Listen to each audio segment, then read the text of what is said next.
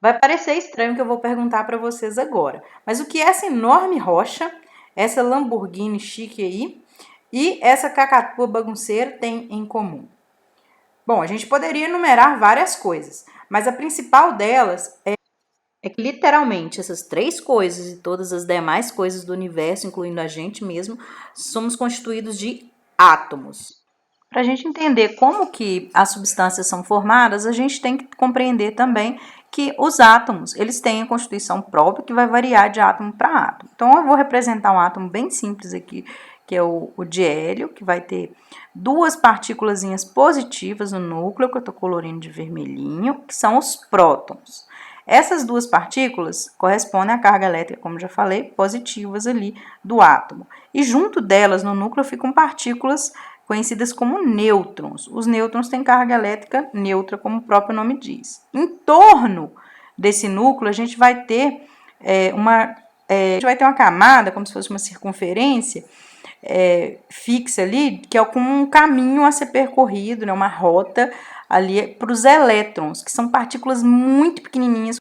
E aí o átomo, ele não é uma coisa fixa, né? Não é esse desenho aí achatado que a gente está vendo. Ele é uma coisa né, eletricamente ativa e esses elétrons, eles ficam o tempo todo se movendo ali em torno do núcleo, que é onde estão os prótons com carga elétrica positiva e os nêutrons. E a eletrosfera é como se fosse, né, uma linha ali, né, predeterminada em volta da qual o elétron gira ali. E isso garante as ligações químicas. Então, a gente pode fazer, por exemplo, verificar uma ligação como essa aqui, que é do hidrogênio, gás hidrogênio H2. Ele é um gás formado por dois átomos de hidrogênio que se ligam ali compartilhando os elétrons, né, que estão em torno do núcleo.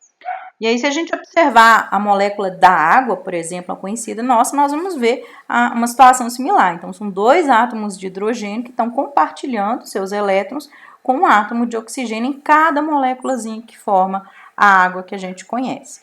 E aí, esse compartilhamento ali faz com que esses átomos atinjam o equilíbrio elétrico, que é o que faz com que as ligações aconteçam. Então, os átomos eles estão se ligando em busca desse equilíbrio ali energético, que seria a última camada ali da eletrosfera, ter ou 8 né, elétrons, ou, no caso específico do hélio, 2 elétronzinhos. E aí, nessa situação, eles atingem o equilíbrio elétrico e ficam, né, se mantêm ligados ou próximos ali, ou compartilhando elétron, depende do tipo de ligação química que acontece entre eles.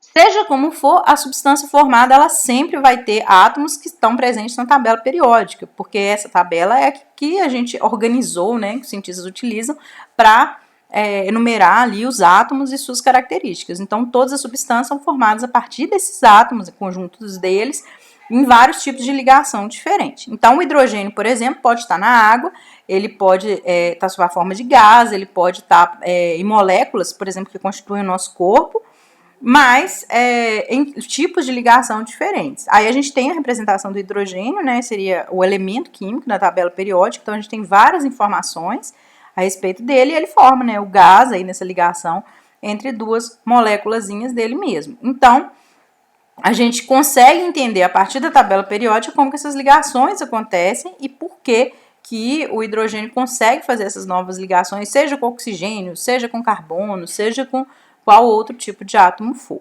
Então, por isso que a gente está vendo os átomos aqui antes de entender como que acontecem as reações químicas e as características que a gente vai estudar nelas.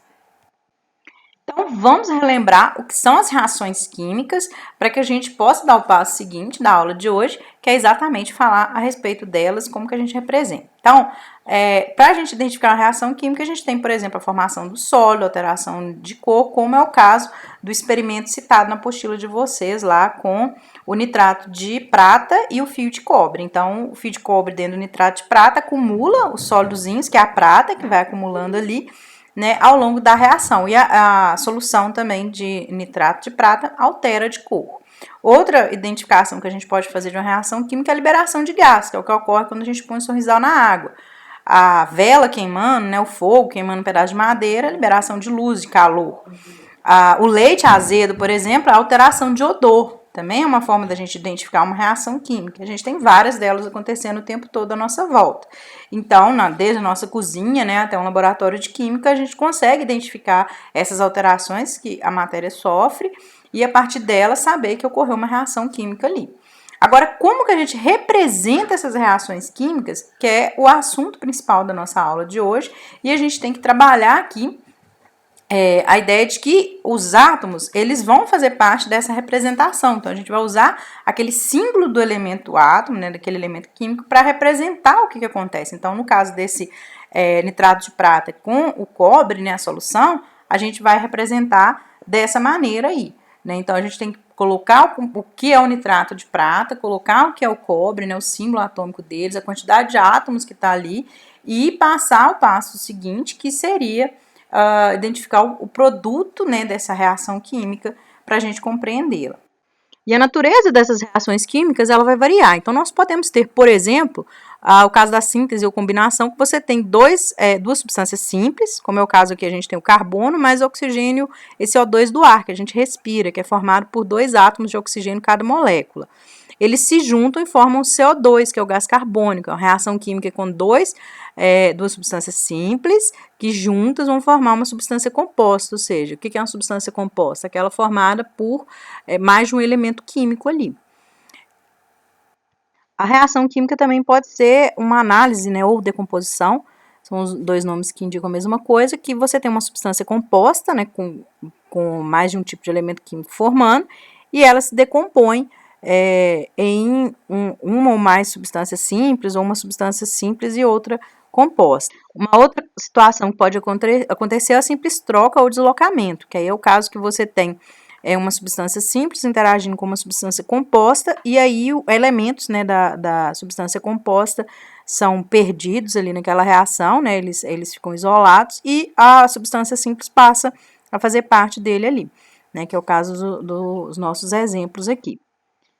E por fim, a outra situação que pode acontecer, que é muito parecida com a simples troca, é a dupla troca. Nesse caso, em vez de a gente ter uma substância simples e uma composta interagindo, né, a gente vai ter duas ou mais substâncias compostas interagindo, e a partir delas vão ser geradas novas substâncias compostas. Bom, seja como for, qual a natureza dessas reações químicas, a massa que está envolvida entre os reagentes e o produto da reação química é sempre a mesma. Então, não vai ter como você ter mais coisa no reagente, menos coisa lá no produto daquela reação. Então, na natureza, nada se cria, nada se perde, tudo se transforma.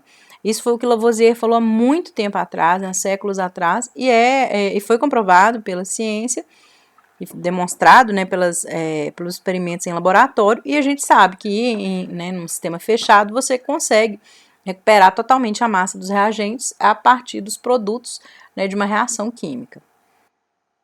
Então, se a gente observa essa tabela, isso fica claro. Se a gente tem 2 gramas de hidrogênio reagindo com 16 gramas de oxigênio, a gente vai ter 18 gramas de água.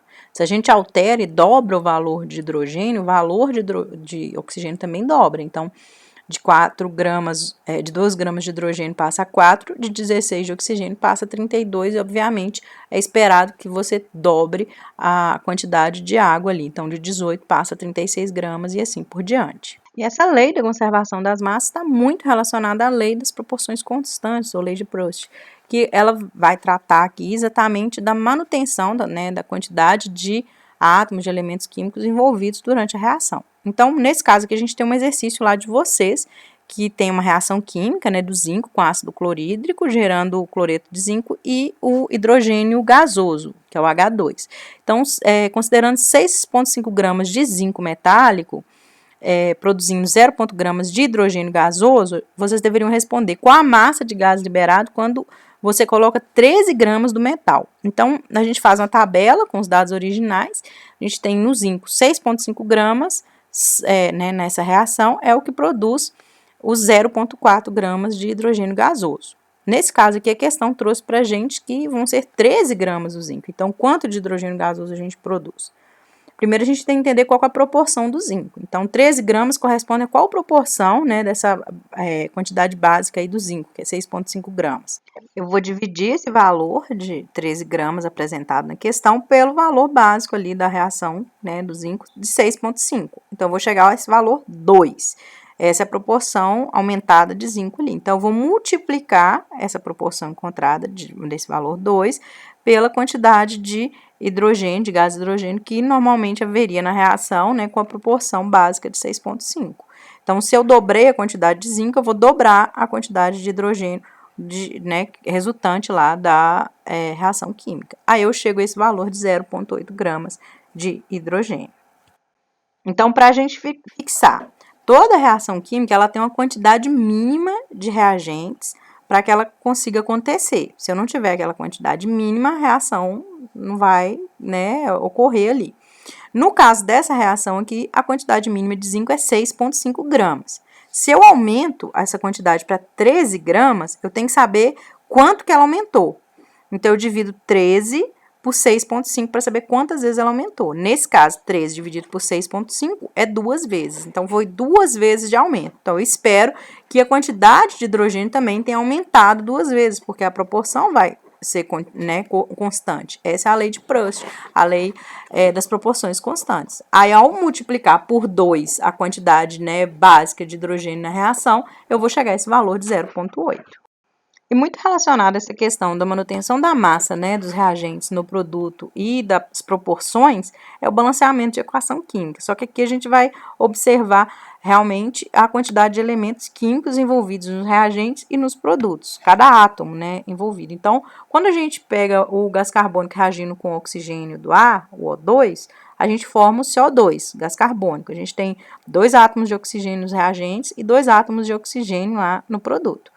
E o carbono, quer dizer, a gente tem um átomo, né? Não tem nenhum número, então é porque é 1. Assim como nas expressões matemáticas. E aí, quando a gente faz também a reação de hidrogênio com oxigênio para formar água, a gente vai poder observar essas proporções dos átomos que formam, né, a molécula final da água. Se a gente simplesmente começar com uma molécula do gás hidrogênio e uma molécula do gás oxigênio, que nós vamos ver que a gente tem realmente, né, 2 átomos de gás hidrogênio no reagente e 2 átomos de gás hidrogênio no produto. Agora, vamos observar o oxigênio. A gente tem 2 oxigênios, né, nos reagentes, porque é o O2, mas no produto a gente só tem um átomo, né, um elemento de oxigênio. Então, a gente tem que fazer o balanceamento de equação, que nesse caso aqui seria incluir, né, um número maior ali de elementos, né, de átomos, desses elementos da reação, para garantir que você tenha a mesma quantidade desses átomos, tanto no reagente quanto no produto final. E esse é o balanceamento de equação, e é o que a gente faz quando está tentando chegar às proporções adequadas, né, de cada reagente e de cada produto.